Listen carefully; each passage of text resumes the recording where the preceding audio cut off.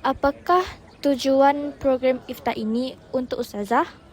Okey, tujuan iftar ini kita buat sebenar program Siska, melibatkan guru, melibatkan murid, melibatkan ibu bapa. Jadi kita dah buat majlis iftar perdana pada 3 bulan 3 dan singgah sahur bersama pihak pengarah JPN dan PPD pada 4 bulan 3.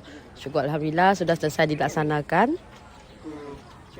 Apakah perasaan Ustazah terhadap program iftar ini?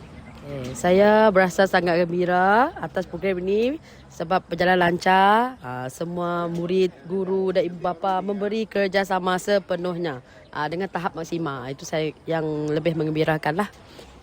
Apakah pendapat Puan Pengetua tentang program yang telah dilangsungkan pada semalam dan hari ini? Okey, bagus, satu program yang sangat berimpak dan mencerminkan betapa jalinan kerjasama hubungan positif antara JPN Sarawak, PPD Sarike, SNK Sungai Pau dan komuniti SNK Sungai Pau, khususnya ibu bapa dan penjaga. Satu program yang julung-julung kali bersama JPNS dan semoga setiap tahun kita ada berpeluang lah untuk dikunjungi oleh pihak JPNS untuk program begini. Apakah perasaan Encik bersahur dan solat bersama dengan para pelajar, dan adakah JPN akan datang kembali ke sekolah ini untuk bersahur dan iftar perdana?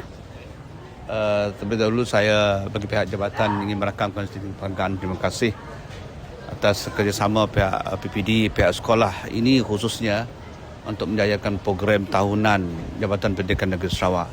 Pastinya saya terasa teruja dan sangat gembira sekali atas sokongan dan sambutan daripada pihak sekolah untuk sama-sama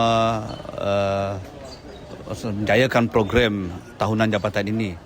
Dan pastinya kita berharap program-program ini dapat diteruskan pada masa akan datang.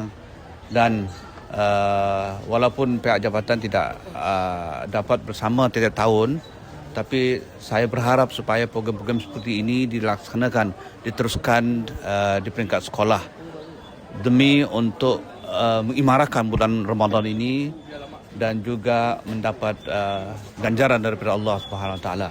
Kerana fadilat Ramadan ini sangat besar artinya kepada kita.